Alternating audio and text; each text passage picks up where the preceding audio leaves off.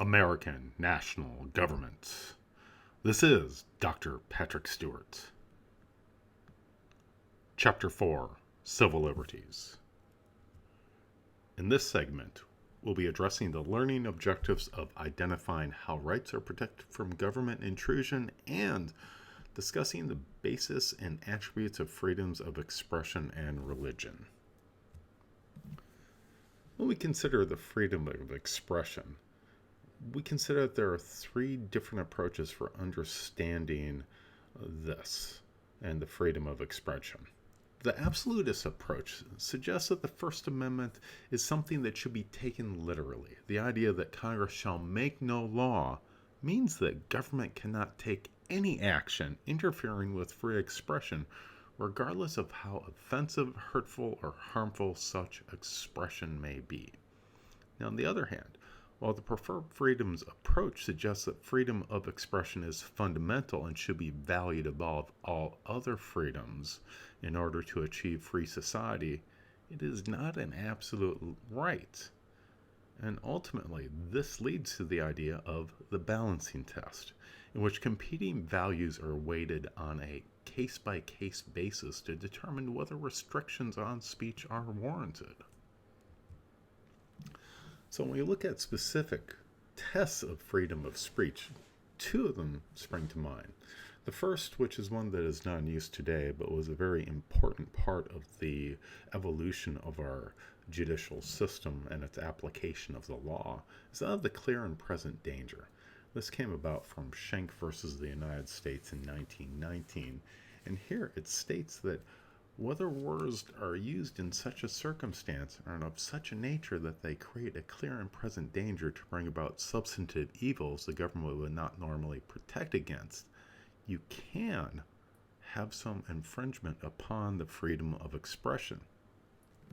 Now, this case came about, as you can look, during the First World War, in which case we had an individual, Schenck, who was a socialist who was convicted of violating the Espionage Act by circulating anti-war leaflets to the members of the armed forces, and was concerned that this would harm the war effort. Now, the imminent lawless action test, which is Brandenburg versus Ohio, in which case we had an individual who was a member of the Ku Klux Klan. It was filmed by a television crew giving speeches that talked about getting revenge against blacks and Jews and castigating the government for oppressing whites, calling for a march on Washington, D.C., and basically stated that this was not something that should be prevented because it was speech that, while it supported law breaking in the abstract, it was not specific enough. Therefore, with this imminent lawless action test, we have the idea that there is a broader range of speech that may be utilized, and that includes such things as burning of flags, as we see with the case of Texas versus Johnson in 1989, where this is considered a political act. Now, there is unprotected speech. The most obvious of this is obscenity, and there are two Supreme Court rulings that articulated how obscenity is not protected speech. Here, in Roth versus the United States, the Supreme Court held that obscenity is not protected speech. If it is without redeeming value, it is not protected. Just over a decade later, in Miller versus California, the Supreme Court set three criteria for judging obscenity because of the fact that it is so difficult to define, and indeed, it remains difficult to this day. Here, the first is the average person applying contemporary standards find the work appeals to prurient interest. The second is the work depicts or describes in an offensive manner sexual conduct specifically defined by state law. And lastly, and perhaps what is most important, the work itself lacks serious literary, artistic, political, or scientific value. In other words, there's nothing to be gained by this speech. Now, in dealing with freedom of the press, and we will be dealing with the press much more extensively later in this class, the courts don't always give the same latitudes towards the press, the organized press, that individuals are given. Indeed, sometimes journalists must reveal their sources, and obscene material may be prohibited, and the government may regulate radio and television. In other words, the press must deal with the fact that they have rights, but it is not absolute freedom of the press. Indeed, Rupert Murdoch's news empire has come under scrutiny for the last decade due to its law breaking and attempting to control political systems, and thus seen as a threat to the democratic process.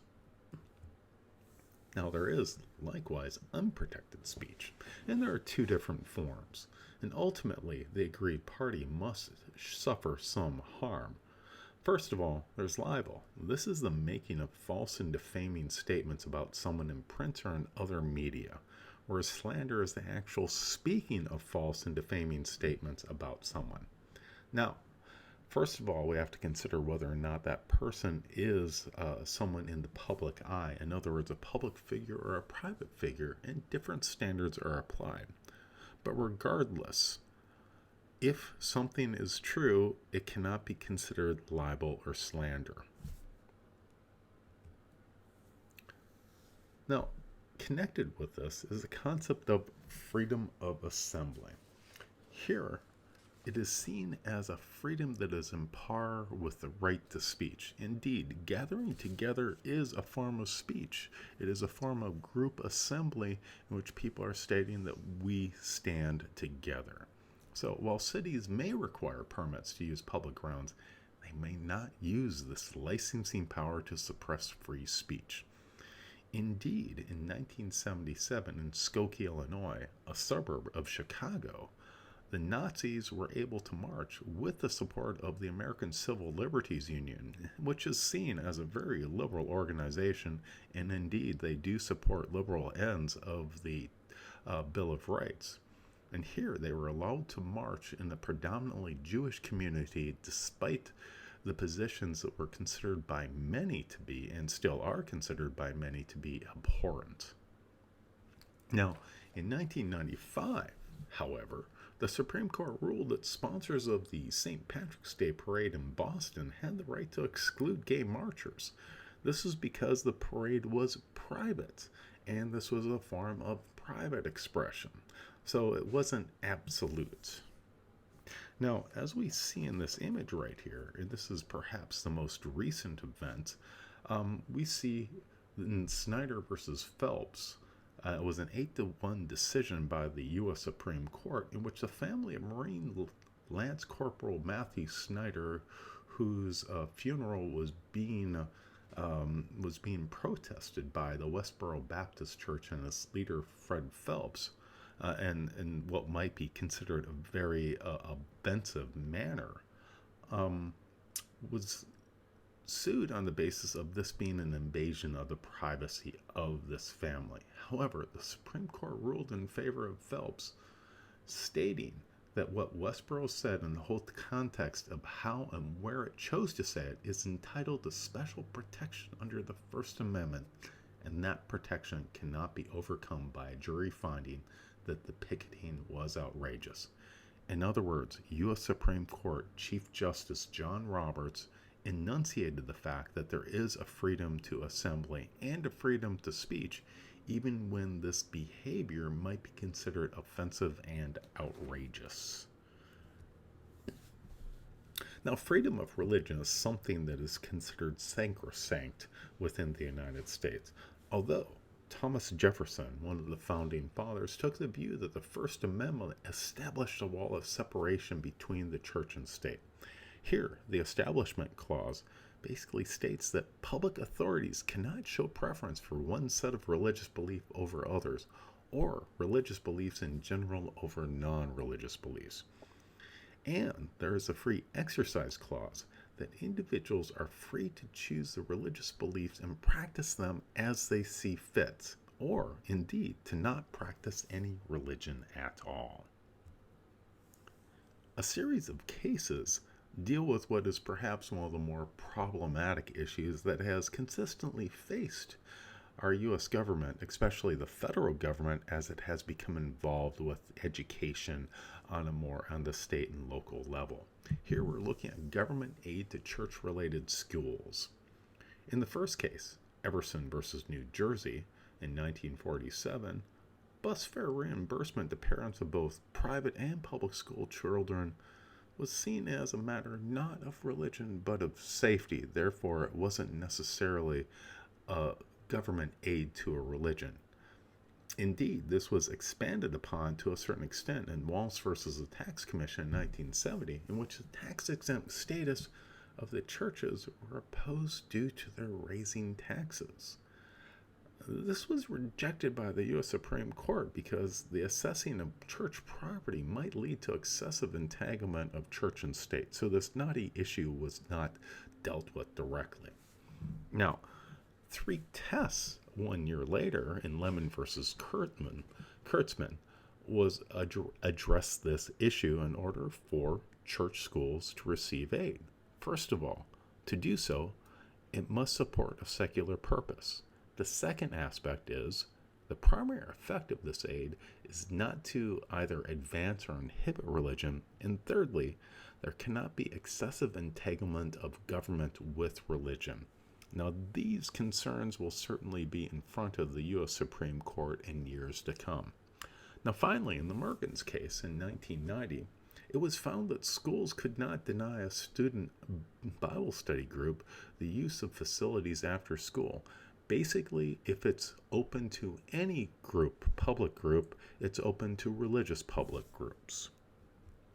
Now, lastly, we deal with the issue of privacy. And this is the right to be left alone, which is the right most valued by civilized individuals. This is a statement by Supreme Court Justice Louis Brandeis. Now, the thing is, it's not stated in the U.S. Constitution, but it's inferred. It's seen as falling under the penumbra of the Constitution, and 2 cases stand out as highly important. The first is Griswold versus Connecticut. In 1965, the U.S. Supreme Court ruled on a case in which a married couple went across state lines to buy contraceptives, and when they came back to their state, they were arrested. This became a case involving cross-state movement, and the U.S. Supreme Court found that while there was no stated right to privacy, it can be inferred by various guarantees to zones of privacy in the Bill of Rights. Now, this privacy was expanded on by Roe v. Wade in 1973. Here, the woman's right to privacy includes the right to legal abortion. Now, certainly, this is a case that has remained controversial since its time. Now, finally, privacy is arguably going to be one of those major issues that will be dealt with over the upcoming decades due to the fact that there are multiple intrusions into our privacy by government, by corporations, and by other entities, in which there's data mining, sophisticated surveillance systems, and a range of new technologies that pry into our very being, into our very private lives. So, with that in mind, and with the rest of the class to address these and many other issues, this was American National Government.